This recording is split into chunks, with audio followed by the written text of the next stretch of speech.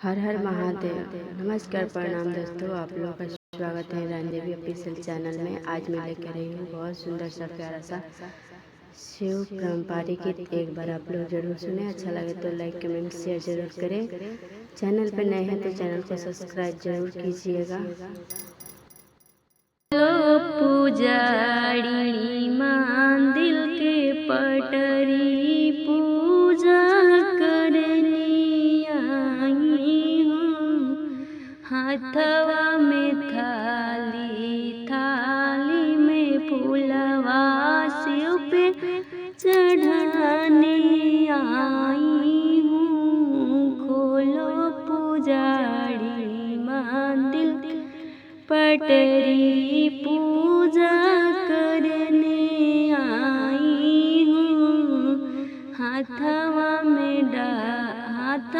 में लोटिया, लोटिया में जलवा शिव पे चढ़ाने आई हूँ। खोलो पुजारी मंदिर के पटरी पूजा करने आई हूँ।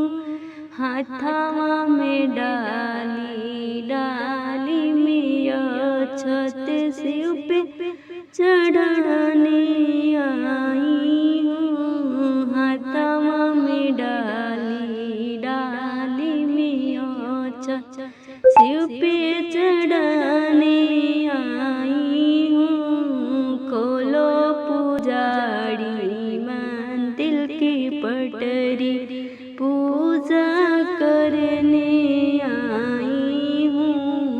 हाथवा में थाली, थाली में मालवा गौरी को डालने आई हूँ। खोलो पुजारी मंदिर की पटरी पूजा करने आई हूँ। हाथवा में डाली, डाली में फूलवा शिव पे चढ़ाने आई हूँ।